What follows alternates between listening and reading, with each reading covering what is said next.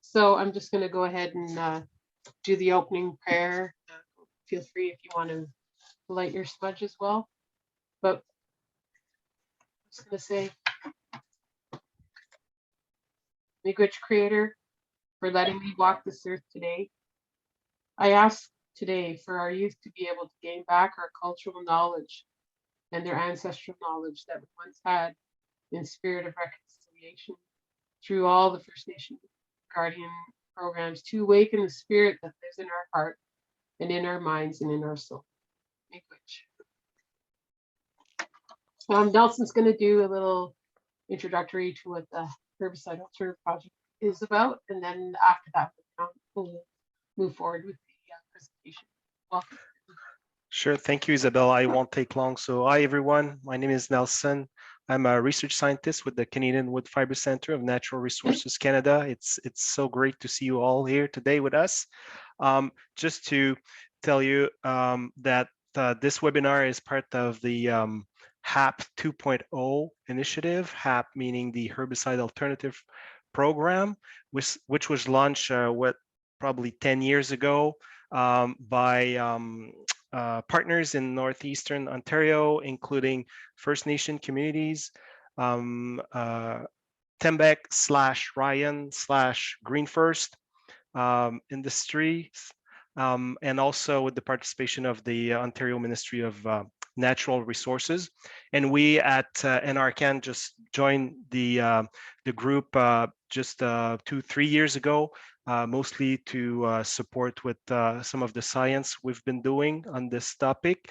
And we're happy to support the initiative with resources so we can have these activities like this webinar. So thanks again, and I'm really looking forward to hearing this presentation and your comments and questions afterwards. So Isabel, back to you.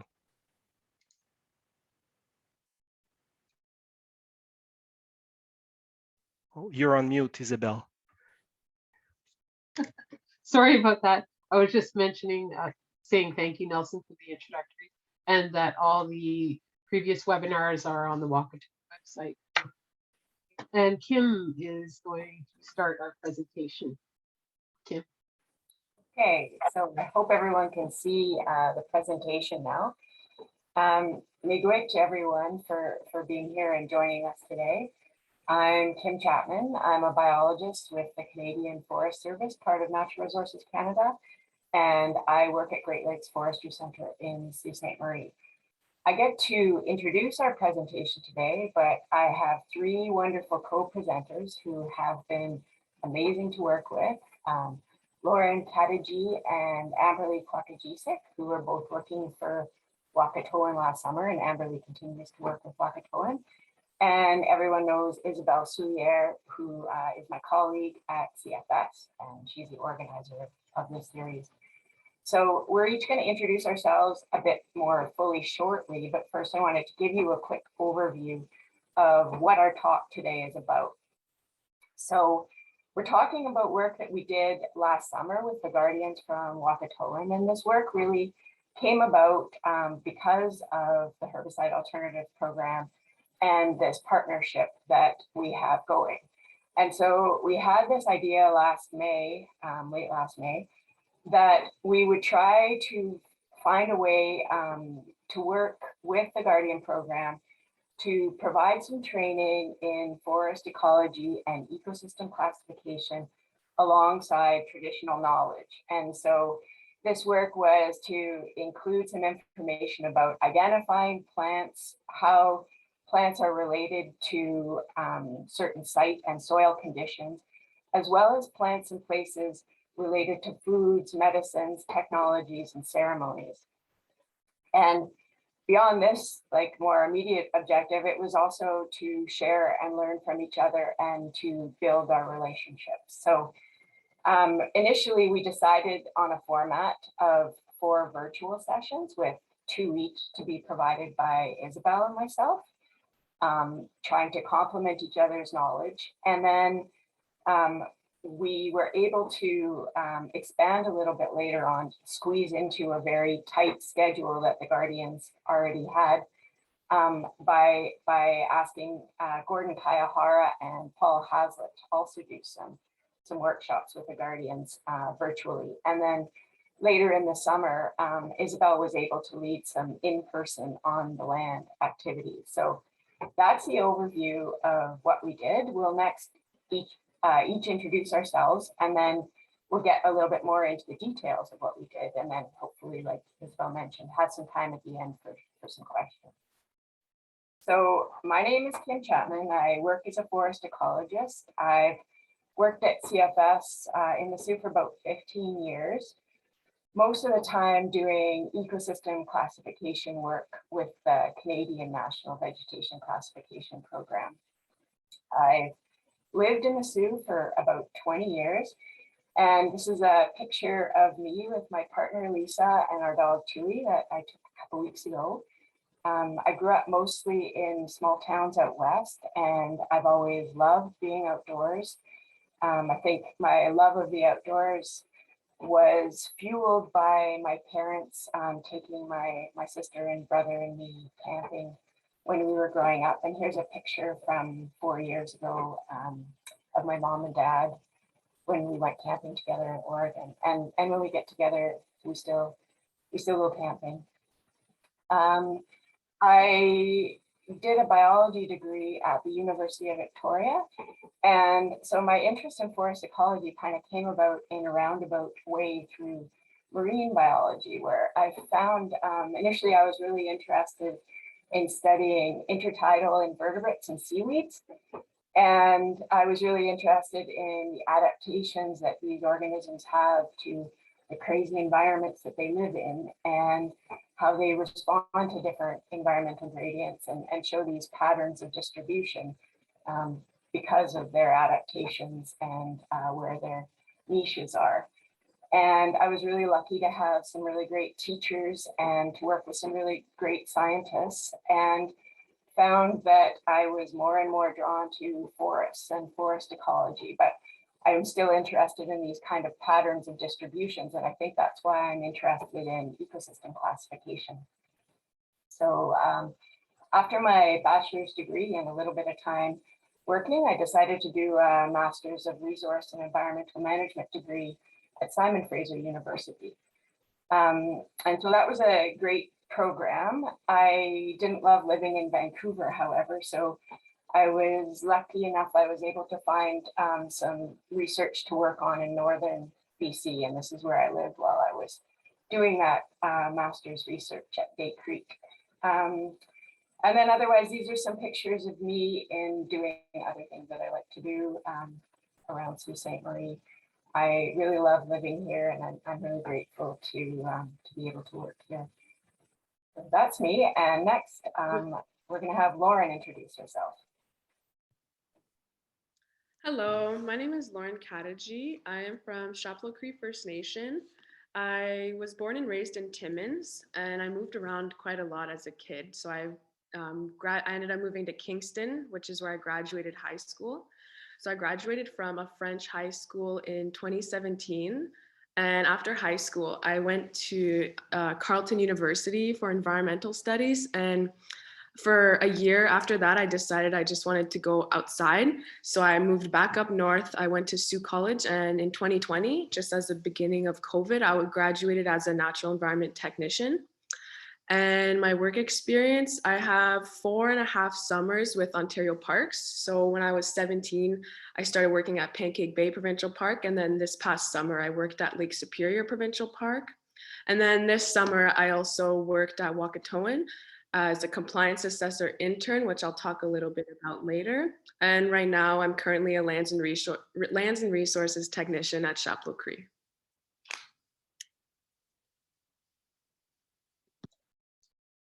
Next, Amber. Hello, everyone. My name is Amberly Quakegesic. I'm a member of Brunswick House First Nation. I live in Chapleau, Ontario, and I'm the Guardian Program Manager for Wakatoan. I included some photos just to help, introduce myself.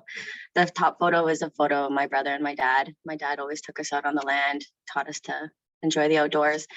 The next is me and my partner, Andy, out in Ireland. We love to travel and try new things. The next one is us harvesting rice out on the back river, and then harvesting animals and skinning animals. And we've taken into new interests into crafting. So there's a tamarack goose, a little family that we made, some birch baskets. That's the canoe that I was so fortunate to partake in building with Chuck Commanda a couple summers ago.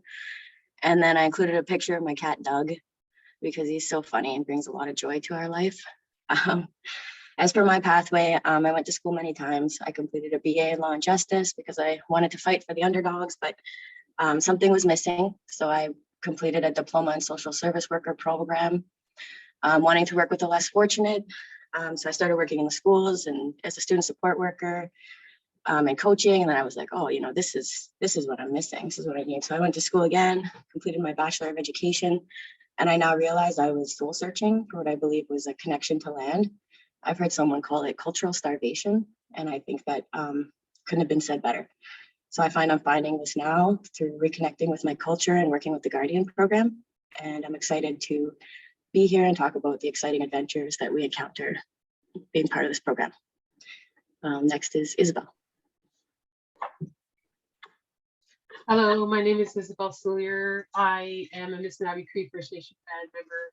I'm also the Community Indigenous Liaison for Natural Resources Canada, and I work with Great Lakes Forestry Centre and the Canadian Wood Fiber Centre. Right now, I currently work remotely out of Wawa. Last year, I worked remotely from my homelands, and I hope to be able to do that again sometime.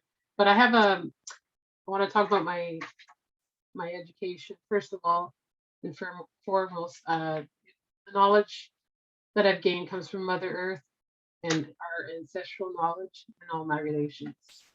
I have a BA in Fine Arts through Algoma University and a specialization in graphic design. I also have a diploma with Sioux College Fish and Wildlife Fishing Program. So over here on the left, where my tent is, that's where I was previously staying in a trailer last year, and then I kind of upgraded to prospector tent. So I'm hoping to be able to live there a little bit longer than I have been revisiting it. It's just not quite set up, but this is in this navigation territory. Below is all the people that influenced me in my life.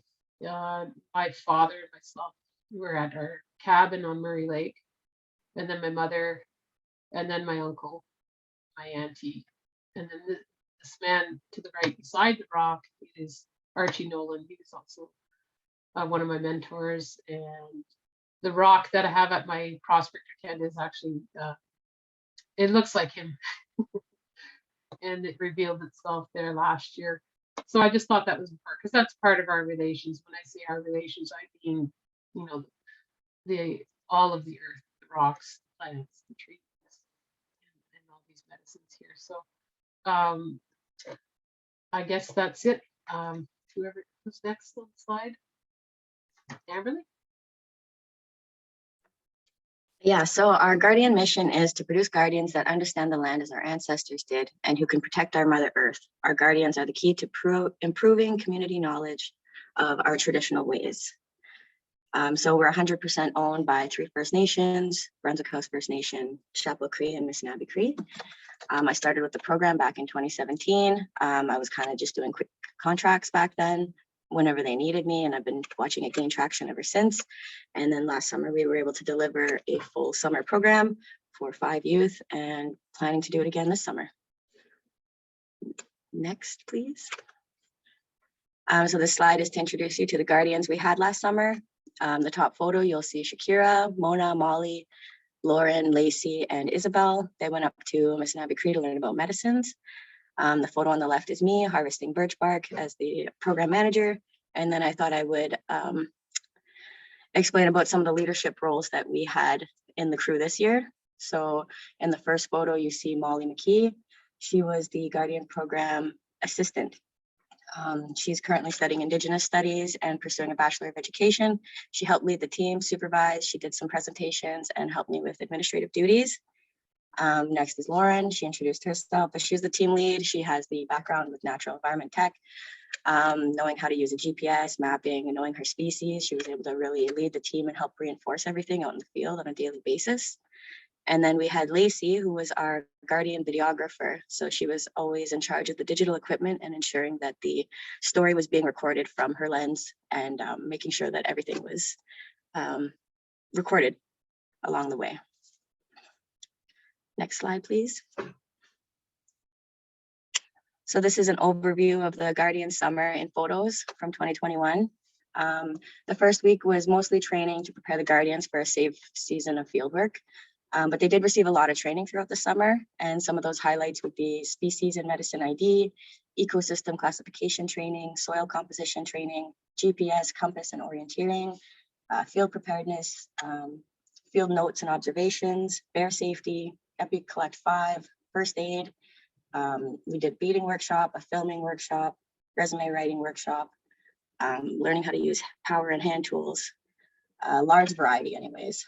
Some of the projects that we did that with, a lot of the photos in the middle are from the herbicide alternative program, doing veg index surveys. The photos to the left were mostly during the first week, aging a tree, doing the compass activity, and learning how to collect field notes with Alina. Top right photo is us with an almost complete solar thermal collector. That was a really exciting project. Got to use a variety of tools. And then the bottom right is, we were doing a lot of monitoring of habitats, and we did a project with, we called it the Habitat Hunt, and they were learning about ecosystems and keystone species. And then we were able to talk about trappers and like the land in a different way. So that was exciting. Next slide, please. This slide showcases the variety of teachers and learning environments that we tried to expose them to. Of course, land-based learning was a priority whenever we could, but we also tried to work with all three communities, the lands and resources departments, a variety of guest speakers, professors, biologists, trappers, foresters, the most exposure that we could. And then a large focus this summer and every summer will be learning how to harvest materials for building birch bark canoes, and then learning how to build birch baskets and hosting those kind of workshops in future. Actually, we just hosted one on Tuesday and we're hosting one again tonight. So it's pretty exciting to be able to share that knowledge. So yeah, just to speak about some of the photos, like in the bottom one, that's us harvesting a piece of bark. And then in the middle, the girls are all holding roots, spruce roots to be used for lashings. And the last one, they're with Atmos and Abbey Cree with Michelle Carroll, working with the Lands and Resource Department. So yeah, next slide, please. And then we wanted to introduce Wakatoan's Innovation Center, located at 40 Pine Street in Chapel, Ontario. We have a soft launch video that we've released into YouTube and on our website. And want to thank Mercier Construction for all the hard work they did. They did a beautiful job. And yeah, Miigwech. Next up is Isabel. Okay, so the first step was we had to do a meet and greet. I thought this was important since it felt strange for myself to teach traditional knowledge without knowing the person I'm sharing with. So we began first with the relationship building process. Then I basically had to see how much they had of their own cultural teachings from their families and the land. And I was not sure how much they really knew until we went for a walk later on. I wanted to build that connection with them first to understand how much I needed to share. So I spoke with them about some basic protocols. I don't really like that word, but it seems to be everywhere. So basically regarding the plants, to me, it's just knowing what to do before you pick a plant or a tree. So in order to provide the training during the COVID restrictions, we opted to use technology. I recorded myself walking in the bush and what I saw on my walks and shared the videos and photos virtually through Zoom and Microsoft Teams. We also set up a shared Google Drive where we could share the webinars and other resources. The videos that I recorded showed identifying, like I would talk about the identifying features in the trees and plants and how to harvest them and what the plant or tree's medicinal uses were. I shared with them my plant background knowledge as well in some of the stories I did tell, and about how I became connected to the land and how to become familiar with the life of the plant through taking pictures and visiting the plants in different seasons. I explained to them how to make a plant press, which I learned at Sioux College and in the Fish and Wildlife program. I also shared stories through some of the storytelling relating to plants and all our relations, if I knew one, and if I knew the Anishinaabe name. This one here I thought was important was identifying sites. So I understanding the plant relationship to different types of areas. That was I took them out on some different spots there. So in the plant identification, I shared both traditional knowledge and my technical background. So I stressed the importance of notes, bringing books into the field as well until you became more familiar with identifying plants on the land. And I also made it a note to mark your locations in your notebook to record or document the areas where you have identified plants until you become more, until they would become more familiar with the land, because after a while it's a lot of plants that you learn and you kind of want to remember those areas. So I also provided some tree identification knowledge and some teachings on what plant and tree to harvest to make a woman's medicine and what part to use. So the harvesting plants, I taught them some information on harvesting and how to gather them and when they're ready to be picked. I also mentioned using all your senses. I explained to them some of the things I do when I'm on the land when looking for plants is I use all my 5 senses. I see, I hear, smell, taste, touch. And like for some of them you can't touch, but you know, I just shared with them how I go about getting those plants. I also asked them to do some research on how the animals connected to the plant to try to find the Anishinaabe names for the plants. So, you know, since we're still learning, we've lost our language and we've lost some of that knowledge. So I thought that was very important that they research that.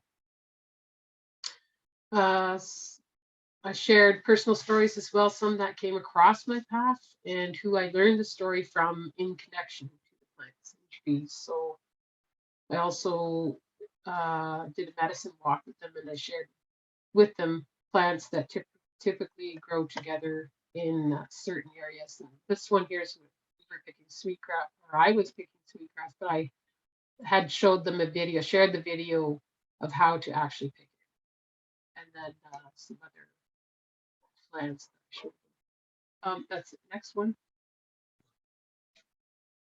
Transferring knowledge. So here are some of the guardians harvesting some plant in my traditional plants in my traditional territory. I shared very briefly with them what you could make with some of the plants, such as mat making. I had just recently taught myself and showed them how to harvest it. And the bottom left is an elder that showed me where the sweetgrass was in my area. And I had also showed them, like I mentioned before, the video of how to harvest it. So I just thought that was important as well. This is just the first mat I made. But I thought, you know what, when we were out on our walks, they did ask, what do you use it for? And then so I happened to have it in my vehicle and showed them. And I'm using this one as a mat for, you know, when you're out in the bush for meditating. That's the purpose of it. You could also use it for drying fruit. Next slide.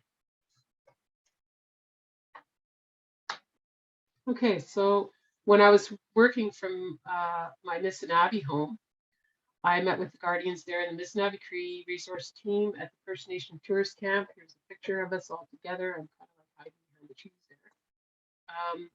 So I brought all the teas, some of them, not all of them, but some that I had dried, and I I wanted them to see them what they look like dried, but I also wanted them to smell them to see how powerful the medicines are, even when they're dried. And so we took turns doing that. Shared with them shared with the Guardians a video of a boat tour that I previously made about the significant areas in my territory. The tour was strictly on the lake to one of the sacred areas called Manitou Mountain. And just learning how to get there by boat was significant in itself. The bottom left photo is the Guardian at the prospector tent where we went to gather soil for the sage that we harvested so that they could learn how to transfer some plants and to bring knowledge and the plants to their own community. Specifically, it was sage. Next slide. So I shared with the Guardians my connection to the earth and how I ended up becoming close to the land, and told some personal stories about how the land took care of me and how I have that connection to the earth and why. I shared with them some stories I knew that came across my path. I showed them the plants, and through like practical, where I am explaining in detail on the left bottom corner picture about what this medicine is for. So the picture of the tamarack, I shared how to pick tamarack and when to pick it and the uses for it and what I use it for, showing different ways of using it. One example here was the tamarack piece. I didn't show them how to make it. I only mentioned that I had learned to make one from an elder from the Quakegesic territory during the Great Moon Gathering one year. So getting to know your land. So I shared them to seek those that know the land, and through your own time spent on the land, getting out as much as possible to live with it. I also talk to them about what is the best way to gather the plants and how to dry them. And the differences, like this one middle picture, I think I was showing them the difference between sage and pearly everlasting. I think that's it. And who's next? Kim. Thanks, Isabel. For my part, I put together two presentations to provide an introduction to forest ecology and ecosystem classification. So the first one was on general principles of forest ecology and how some of these major ecological drivers like climate and topography and soil interact to affect overall moisture and nutrients available to plants on a site, and that different plant species have different adaptations or traits that make them more or less suited to particular conditions. So in an area with a particular climate and a certain underlying geology, there are these patterns of plant communities that commonly occur on the landscape. And this is what ecosystem classification aims to do, to describe communities in a particular way for a certain purpose. So the other objective of my presentations was to introduce the Guardians to the HAP 2.0 ecological framework. And this is a classification system that we developed from other ecological classifications in the area for studying herbicide alternatives in boreal and subboreal forests of northeastern Ontario and northwestern Quebec. And you don't have to pay too much attention to the detail on this slides. I just wanted to give you a bit of an overview. But essentially, it's made up of overstory classes, and these are the white, gray, and black classes here, and understory classes in different colors here that are characterized by certain commonly occurring plant species, shrubs, herbs, mosses, and ferns, grasses, etc., as well as certain combinations of site and substrate conditions that these plants have a particular affinity for. And then this grid shows combinations of overstory and understory conditions that are pretty common on the landscape. So what this framework does is it provides a kind of simplified way or structure for classifying different forests once you can identify the dominant tree species and understory plants and the underlying site and soil conditions on a site. So for HAP, we're currently using this framework to classify sites in a variety of vegetation management studies so that we can sort of summarize and understand the different treatments that have been applied on these different sites and these different forest types and how effective different herbicide alternatives might be.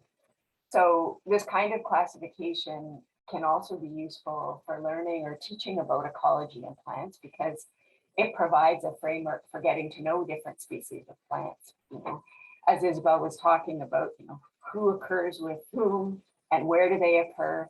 And these are cues, environmental cues that people who have a lot of experience on the land probably already have internalized. They're just described using certain ecological variables. And so it can be a useful tool for people, especially who don't have that knowledge, because it provides a foundation for learning those things and transferring that knowledge. And it really builds on the training and observations of ecologists who have spent a lot of time on the land doing vegetation surveys and looking at those kinds of relationships.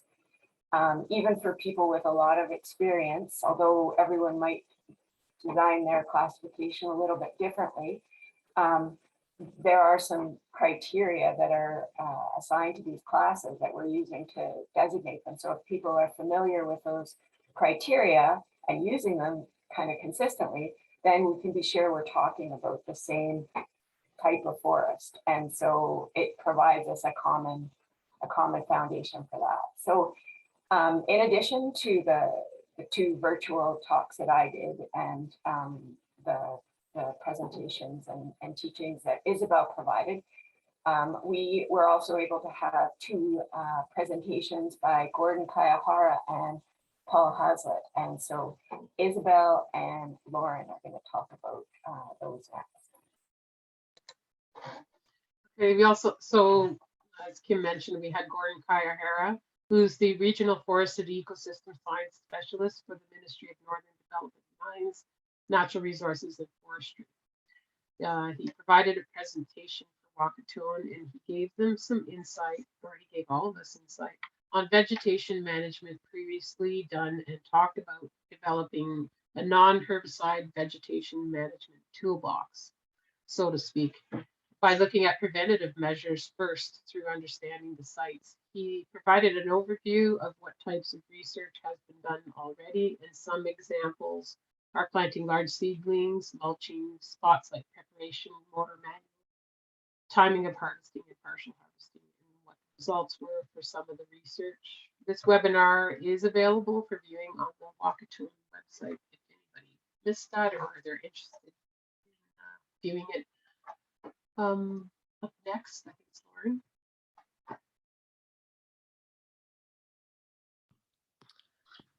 So Paul Hazlitt is a soil science professor at Sioux College, and luckily I had the opportunity to have him as a professor when I was in college.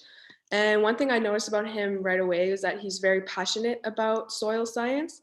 And every class, after every lecture, he would bring us like apples and carrots and beans from his garden to show us like the importance of soil. And that's something I always will remember.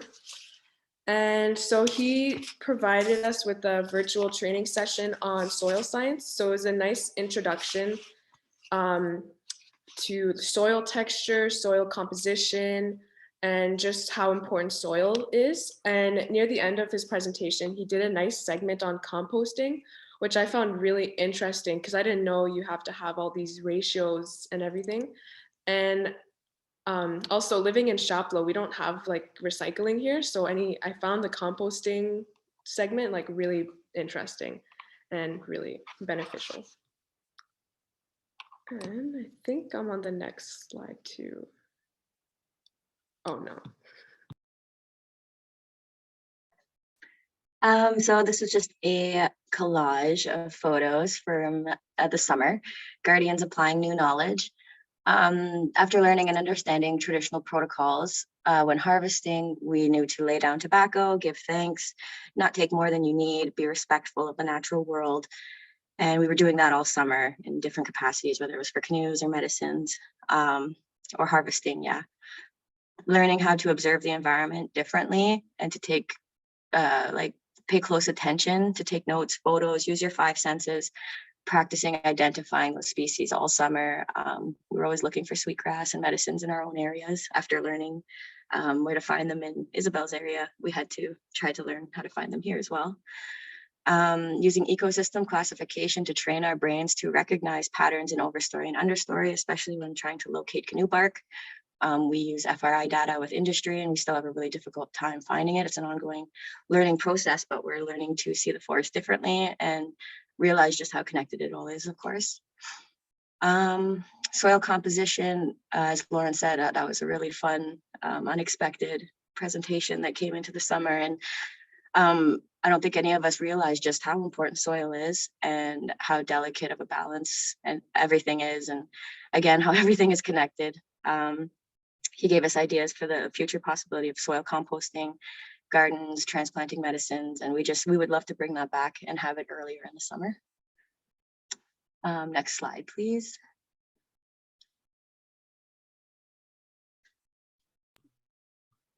Okay, so now, I really mentioned at the beginning of the presentation, I had the opportunity to be team leader for the Guardian program. And this was an awesome experience for me because this was my first supervisor or like leadership position. And so I really appreciated that.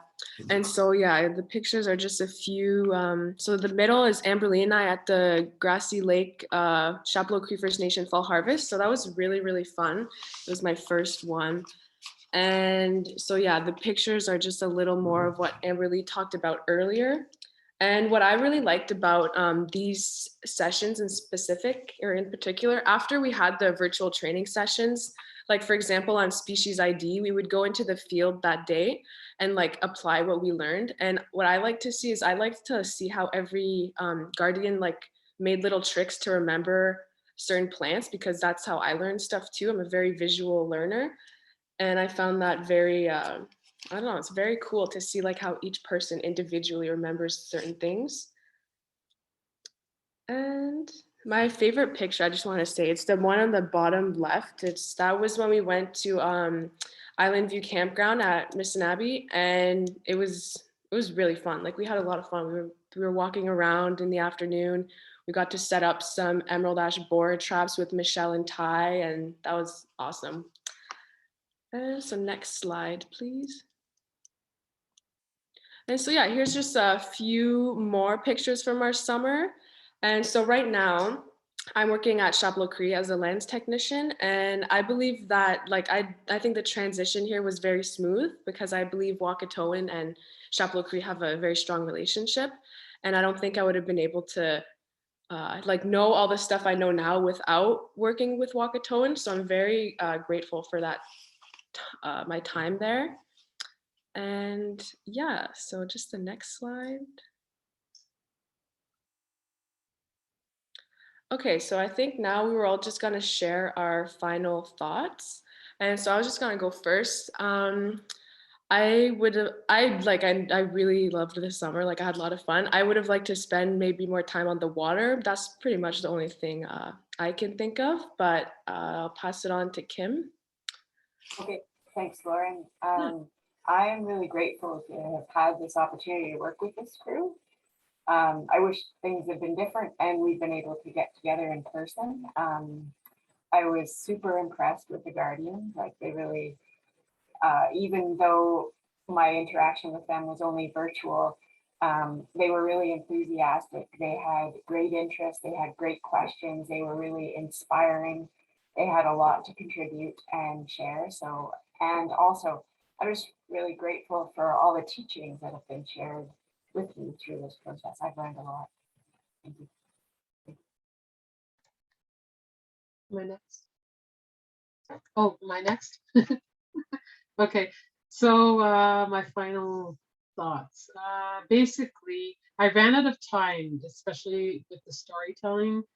I had mentioned to my coworkers and the Guardians that you cannot rush traditional knowledge. It's a lifetime of learning, and I kind of felt rushed. But I hope to be able to work with the Guardians again without time constraints, where we can spend an entire week outside, getting to know the land and be sharing some of my knowledge or non-knowledge. So I enjoyed my time for sure. I think who's next? That's it. I was just going to go over the slide itself, I guess.